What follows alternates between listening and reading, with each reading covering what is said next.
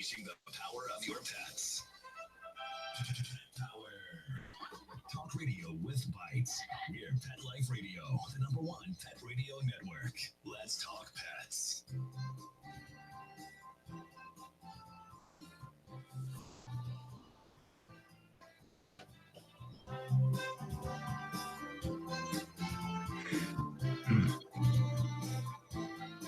Okay. And good morning, good afternoon, whatever the case may be. You're here live with Dr. Jeff Werber, here, host for the next 30 minutes here on Pet Life Radio's Ask the Vets with Dr. Jeff, Pet Life Radio's live call-in show. Those are the key words, live. I'm here right now. Call in. We need to hear from you. A couple of ways to get a hold of us. Good old-fashioned way, call us toll-free, 877-385-8882. Better yet, you can join us here live on Google Hangouts. Just go on to Pet Life Radio's website, petliferadio.com. Go under the shows tab, click on Ask the Vets with Dr. Jeff, and there will be a link left for you. It's a long one. You don't have to copy it. Just click on it, and that will take you straight to us here live with your pet or pets. We'd love to see you. And as I mentioned again and again, get used to this kind of doctor communication because it is here now, telemedicine, telehealth, and we'll telling you a lot more about that in upcoming weeks. But no, it's something that you should just really get used to doing, and it's very convenient and it's less expensive. And just think, if you're a millennial, when was the last time you hopped in a car to go get your pizza? Come on, really? We know that you called up, you went on your phone, you clicked your pizza delivery button, whatever it is, or your Postmates, or you got your food delivered in no time. So same thing with your pet care, pet questions. Instead of getting in fighting traffic for that quick little office call because you were worried about that little turned out to be a wart on the skin, you could have saved yourself a lot of time, a lot of money. So telemedicine here. This is telemedicine. You get to actually meet with me, talk to me. I'll answer your questions, do the best I can. I can't diagnose or treat unless you're one of my clients. But that's because we don't have what's called the VCPR. But anyway, we're here for you. And lastly, send me a quick note, email. drjeff@petliferadio.com. It can be forwarded to me live right here now. And anyway, as you know, a lot to cover today. And there are a lot of good stories. I love to sort of share with you kind of some new things, information. You don't always have access to these publications, but I do, and I want to share this stuff with you. Here's one. Be careful. I mean, look, there's so many stories. We know that you really need to avoid pet stores that are selling live puppies and kittens. Here's one. However, online, check this out. Be careful of ordering puppies online. In Michigan, there were 2 reports of scams, that there were phony websites. They set up a phony website, pictures of little cute puppies. They talk to you, et cetera, et cetera. And anyway, you send the money, you send the deposit, and you just lost it. They are just scams. Be really careful. If you're going to go online, make sure you get the website from a reliable source. Check on it. Typically, the best thing to do is get it from someone, a friend, who really got their pet that way. But just don't go online looking for a certain breed, seeing a website, seeing these adorable puppies, and falling for it. As I'm sure you've learned before, many people out there are just not nice, not ethical, not moral, not nice. So just be careful. This is interesting. A Florida family gets their dog back after 2 years. It was stolen 2 years before. It was a 4-month-old puppy, and this is from Florida. And the dog ends up in a place called Hugo, Colorado. And I guess it was either showed up a vet, brought to a vet, who knows. And the ID chip, the microchip, actually identified the original owners in Florida, and they were reunited with their pet. If that is not a really good reason to get your pet's microchip, I don't know what it is. Get your pet's microchip. This is really good. There's a new app, and it can check whether that certain foods, drugs, etc., are safe for your pets. Kind of like a website for pet poison hotline. But it's just you want to know, you're looking at something, you want to make sure it's okay. And it can also estimate the cost of treatment if your pet's consumed this drug or food. So that's really helpful website out there. Something also, and I'm sure, I've obviously talked to my clients about this all the time. Don't let your puppies guzzle water. because what happens is they need water to stay hydrated, of course, but if they do too much too fast, it actually can affect their brain. They can get too much water in. Not to mention, it can also result in vomiting. So obviously, water is good; it's a necessity. But if you have one of these puppies that just attacks the water bowl, you might want to try a couple of things. Number one, maybe put some ice cubes in the water bowl. As the ice melts, you can have the water, but they can't drink it all that fast at once. Or get one of those bowls, like a no-gulp bowl, that sort of forces them to slowly drink water in different compartments of the bowl instead of being able to guzzle it all at once. This is, again, we're seeing a lot of these. I have two stories, one in Maine and now in California. Now, the one in Maine is a proposal, a bill that's being proposed. California already passed a law prohibiting the sale of commercially bred dogs, cats, and rabbits. Kudos to California. They're now joining, and Maine, hopefully soon, a number of states that are prohibiting the sale. Again, it's not just to stop the puppy mills. There's so many pets out there looking for homes. It's trying to encourage the adoption from shelters and rescues. I think these are great rules. Not to mention, usually the puppies that one would have purchased in these mall pet shops are really of inferior quality. And trust me, I've worked with pet shops before. I know. I've treated them before. So just these rules are great. I'm very happy for the states that are doing it. This is interesting. There's a moon phase influencers, the sea creatures' behavior. So the phase of the moon, and what this is good. Things that we're talking about that or sea organisms that aren't that popular: zooplankton, oysters, pallola worms, sea lice, sandhoppers. I've never heard of some of these, but their behaviors changed based on the moon phase, which is really cool. And this is going to help scientists understand a little bit more about what we call the rhythms, the circadian rhythms that happen on a day, a week, a month, and how the moon influences some of these things. So I think it's pretty cool. There's something that's called a cocktail party effect. No. This is not over drinking at a cocktail party and having to call Uber. This is basically, if you're think about it, you're in a sort of a crowded room and you hear your name. Someone blurts out, Jeff, if I hear it, I'm going to turn around. It turns out that dogs have that same ability. They can be in a crowded place, a lot of background noise, and they will respond to their names, even if it was called out by a stranger or on a loudspeaker. Interestingly, however, if the volume of the name call out is lower in decibel than the background noise, then they won't pick it up. Interestingly, babies won't either. Humans actually can focus in and they can hear a name even if the name was called lower than the background noise. So as they say, right now from their early studies, dogs are better than babies. Well, they're a lot better. I'm just kidding. They're both good. And but they are not as good as human adults, when it comes to that name recognition. Skunks in Louisiana, this is a story. This is pretty scary because we have skunks and raccoons in our area. They're becoming the primary vector for rabies, and raccoons are a close number 2. So my take home for this, and I mean, first of all, in the United States, rabies is required by law because of the zoonotic potential. So your pets need to be updated on their rabies. Now, some states, California being one of them, we do not require rabies for indoor cats or for cats, period. My recommendation, it is and always has been, if you have cats that are either outdoor cats or outdoor, absolutely you got to get rabies. For dogs, it's required by law. I have my cats, I have 5, many of you know, and all indoors. I do not elect to vaccinate against rabies. Sometimes you have to look at it as a vaccine. We've talked about this before when we talked about vaccines. You have to weigh the risk of the vaccine itself versus the risk of contacting the disease. Well, there's no way that an indoor-only cat is going to end up with leukemia or rabies. Rabies obviously requires a bite or direct contact with saliva or secretions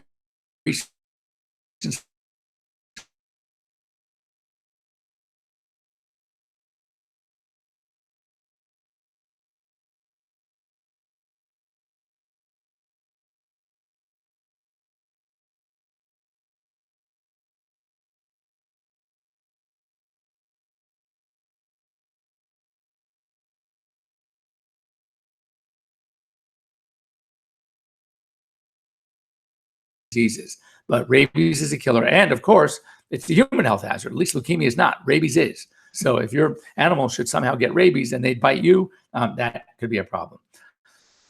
This was really a cool story. It's a robotic therapy dog, and they can be substitutes for the real thing, especially for pet therapy. People with Parkinson's, Alzheimer's, dementia, other forms of dementia, nursing homes. So these dogs was actually created by a guy. His name was Tom Stevens. His mother was diagnosed with Alzheimer's. He's like an inventor kind of guy. And he worked with the Jim Henson from the Muppets Studios that do these, I think they call it the Creature Shop. And they created these dog. Well, this one, and I saw the news piece on about the prototype. It's adorable. It responds to touch. It wags its tail. Remember Teddy Ruxpin? Anyone out there old enough to remember Teddy Ruxpin? Well, I remember Teddy Ruxpin. And anyway, it was kind of like that. The lips move, the eyes move, and it responds to touch. It turns around when you touch its back. I mean, it's really, really cool. It barks. So I think it's really a great alternative for therapy, and people who can't have the responsibility of taking care of the real thing, because this one does not urinate, does not run all over the house, does not chew up toys, and does not defecate around the house. So really, from many perspectives, it's great for people like that. One more thing, and this is going to lead into our talk for today, which we're going to get into right after our break. And that is that there's a disease called bobcat fever. This happened in Illinois, and it's a domestic cat died of this disease. It's cytozoonosis, but it's like French, Cytaux zoonosis, called bobcat fever. And look, obviously with close relation, and it is transmitted by ticks. And I mean, ticks are transmitting a lot of conditions, a lot of rickettsial diseases, Rocky Mountain spotted fever, there are ehrlichiosis, babesiosis. So these are a lot of tick-borne diseases. Anyway, this poor cat. So, flea and tick preventatives are a must. And we're going to talk more about flea and tick preventatives when we come back. And I hope you, by the way, I know there's a lot of stuff here. If any of these stories kind of catch your fancy and you want some information or more information, or you want the link to where I found it, just send me a note. Dr. Jeff at PetLifeRadio.com, and we can get, or you can send me a note on Instagram. That's at Dr. Jeff Werber, and we can share. Plus, if you want to just see some really cute pictures of me and many of my patients, it's gotten so funny now that clients will come to me. How come you didn't take a picture with my pet? So I think that's really funny. So anyway, don't go away. We'll be right back after these short messages, and we're going to talk about some new things about fleas and ticks. See you in a minute. We'll be right back right after these messages. Stay tuned. Molly, here's your dinner. Zeus, that's not your food. Don't let that happen to your precious cat. Elevate your cat's eating experience with the Cat Tree Tray. The Cat Tree Tray keeps your cat's food off the floor and conveniently located on the cat tree. It's the perfect way to eat. It's a beautiful wrought iron tray that easily attaches to your cat tree and keeps dogs and other critters out of your cat's dish. A must for multi-pet households. There's a 6-inch tray for large bowls and a 4-inch tray for smaller bowls. Purchase your Cat Tree Tray today. Go right now to cattreetray.com. That's cattreetray.com. CATTREETRAY.com. It's designerpetsweaters.com. Hand-knitted designer sweaters for your precious pup or cool cat.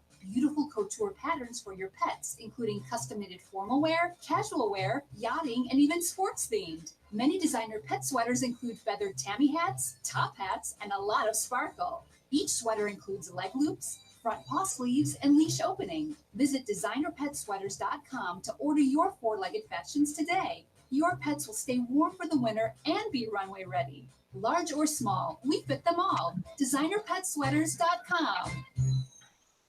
Does your dog itch, scratch, stink, or shed like crazy?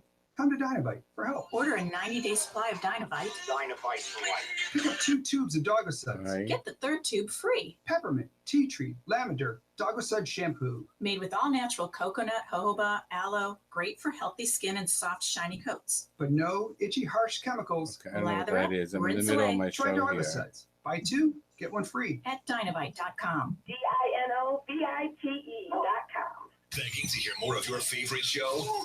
Full episodes of all our shows are available on demand. Go to PetLifeRadio.com to fetch our entire lineup of I don't know what awesome asthma pet medicine you're podcasts. talking about. Also, You check us out text at me. iHeartRadio and iTunes. Let's talk I pets. said text me, but I gotta go. Live It's and on that. demand only from I'm Pet live Life here. Radio. Let's talk pets Let's talk pets. on Pet Life Radio. Pet Life Radio. I don't remember what I Live thought. Wait, I gotta go here. .com.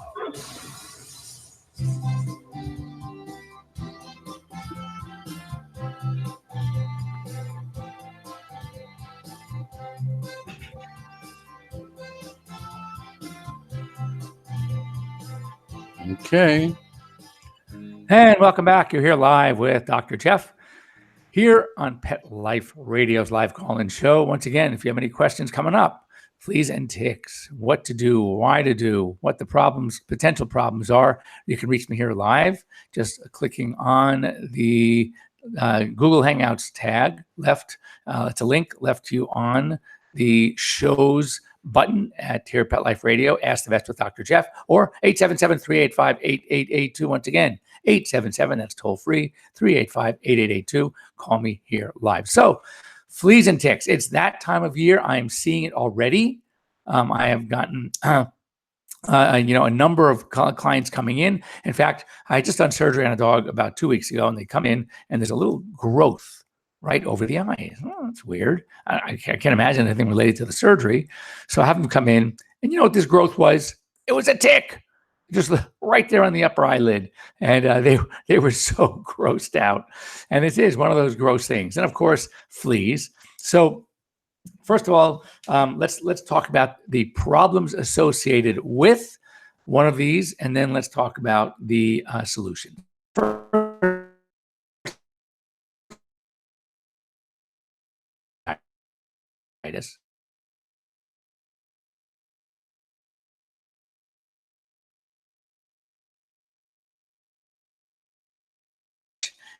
What we call pruritus, which is itching. Sometimes you won't see a flea, but you see a lot of flea dirt, basically, which is your dog's dried blood. And it's pretty gross. And of course, you might see them if they're really bad infestation. If you walked around with white socks or just on your bare feet, you might see some fleas jumping on you. Most of the fleas live on the pet, but the baby fleas that are not yet adults, they could live all over your carpeting. So, and they're tenacious. I mean, you can, if you have like a summer home and the eggs and the larvae could just stay for months and months and months until the right conditions. So you can go back into your summer home in this, late spring, May, June, and you will be attacked by these fleas. So they're just a real nuisance for the dog. They also cause tapeworms in really severe infestations, especially with young puppies and kittens. They can actually cause anemia. We call it flea anemia. And they literally suck the blood out of these little puppies and kittens. But tapeworms, again, tapeworms are only transmitted from eating a flea. So don't worry, unless you are eating fleas, and I don't even know if it'll work if you try to eat a flea. I wouldn't recommend it. But just for other dogs in the house, other parasites are transmitted from when a dog licks or eats the poop and ingests the eggs. Not so with tapeworms. Tapeworms, you got to eat the flea. So the contagious part of, if you see one of your pets has tapes, the only contagious part is that means that dog has fleas or has been exposed to fleas, and that means other dogs or cats in the house can get fleas as well. So there you go with tapeworms. Ticks are a different story. They are a real nuisance and the cause of many, many, many diseases, conditions. Of course, the most famous, Lyme disease, and that used to be only the ixodes, the small little ticks, the deer ticks, for example. Now almost any tick can transmit Lyme disease. Other diseases that you may or may not have heard of, tick paralysis. We see this a lot of times in hunting dogs, that they literally can be paralyzed the beauty of that one is get rid of the ticks, treat it, and everything comes back. But that's a scary one. Some bloodborne diseases: Rocky Mountain spotted fever, ehrlichiosis, anaplasmosis, babesiosis. These are all tularemia. These are all diseases that are transmitted by ticks. So what happens is they'll pick up the disease from one animal, and then they will inject it into the next animal that they latch onto. So again, it's not just the news. It's not just these ugly. I mean, come on, you've seen a tick. They're engorged. When you get a female tick, they're huge. And then you see right under it, sometimes when you pull the female off, attached to it, kind of head to head, is the male. So, it's pretty gross. And nobody wants to touch them, of course. So just something to know that it's so important to see your veterinarian. And this is what we're going to talk about in a minute. See your veterinarian, get appropriate flea and tick control medications. And let's talk about those for a second. So again, I this is my opinion. It's not even Pet Life Radio's opinion. It's my opinion. You want to shoot somebody, shoot me. I am not a fan of some of the products. The two most common products available, because they're over the counter, are now, and this is according to a colleague of mine who is chief of parasitology at one of the major veterinary schools in the US, someone who I talk to often when I do any pieces on parasitology, that when it comes to two of the most common flea and tick products that are available over the counter, notably Frontline and Bayer's Advantage or Canine Advantix. Frontline is by Merial, now BI, and are ineffective. I wouldn't say, well, I'd say ineffective, much less effective. He in lab is seeing what we call the R word, resistance. These products have been on the market for almost 20 years. And if anyone knows anything out there about insects, it doesn't take an insect 20 years to develop resistance to whatever you're trying to throw at it.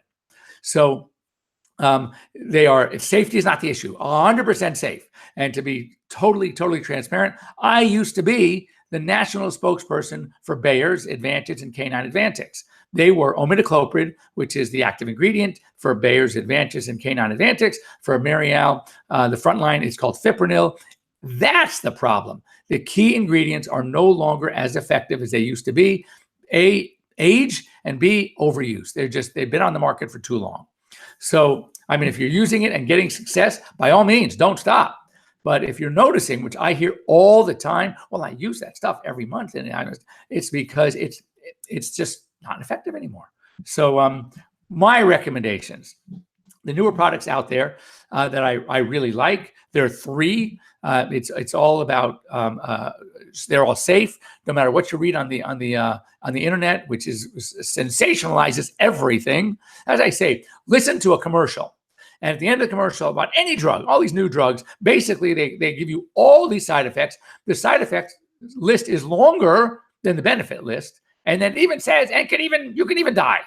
And yet they have to print it. So what happens if there's one death? The internet's going to go crazy.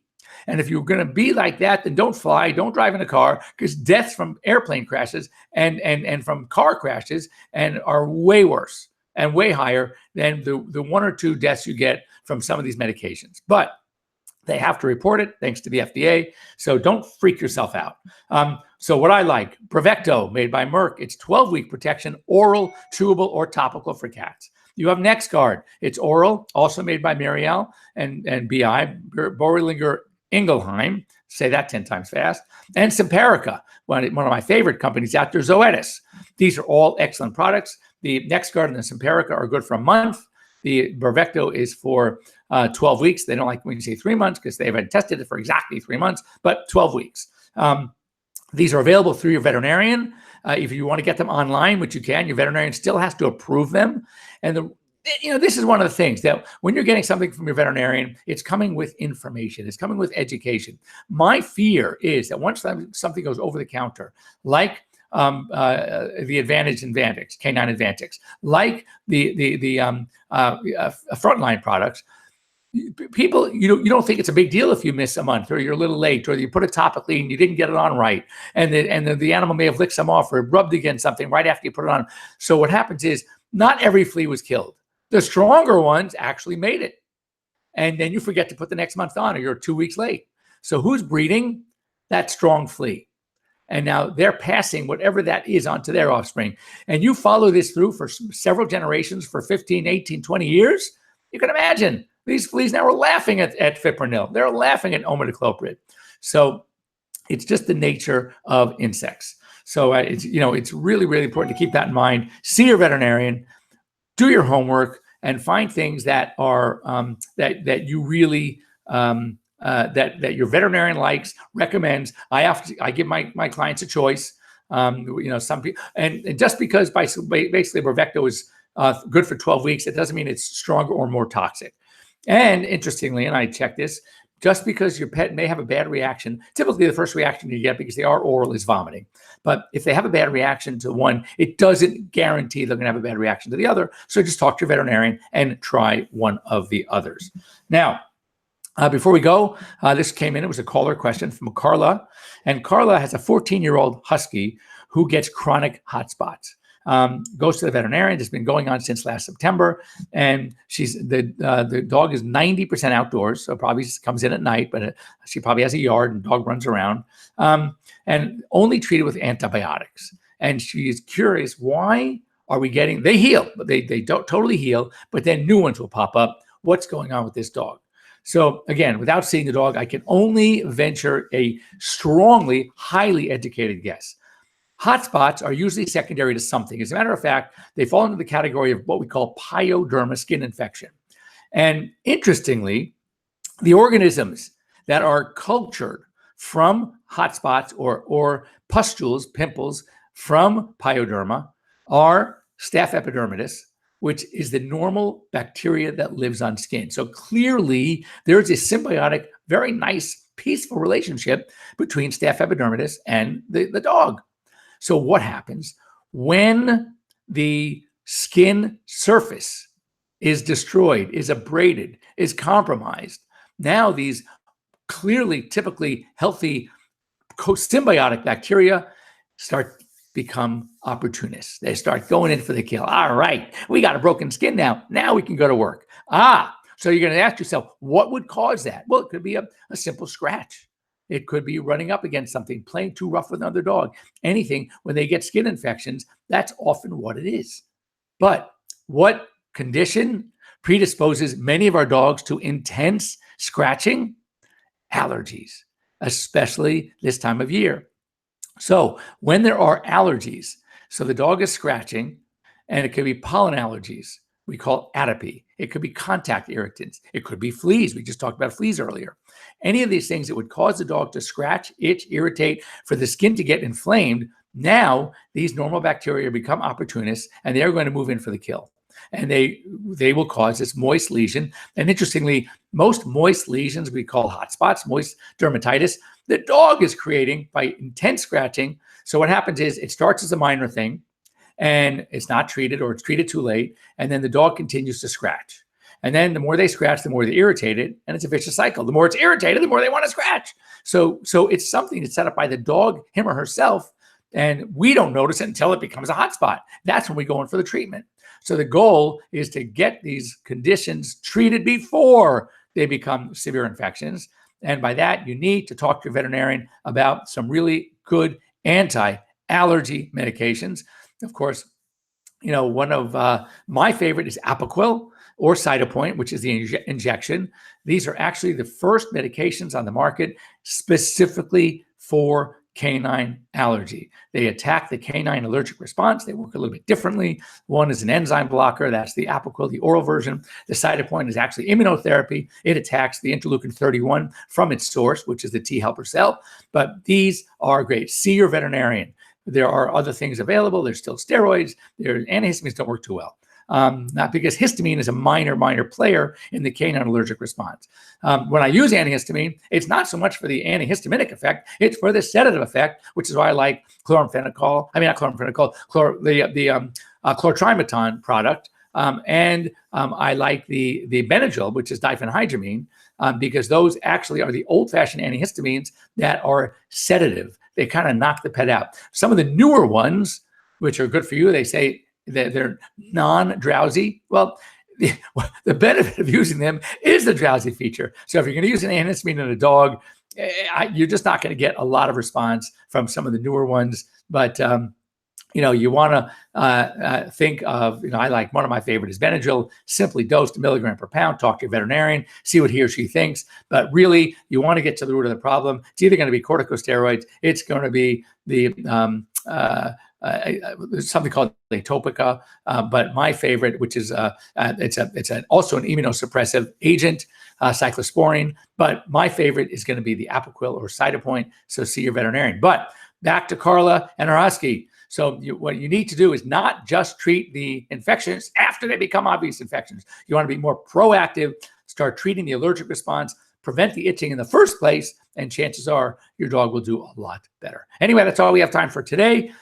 We will be here again live in a couple of weeks. And if you have any questions, you can reach me easily through Pet Life Radio, drjeff@petliferadio.com. You can go on to my Instagram at Dr. Jeff Werber. You can send me little messages there, and I'm really easy to get a hold of. So have a great week or weeks, everybody, and we will be back. And if you have any questions that you'd like answered on the radio, just on our show, just please get a hold of me and we'll talk about it. Take care. See you soon. Bye-bye.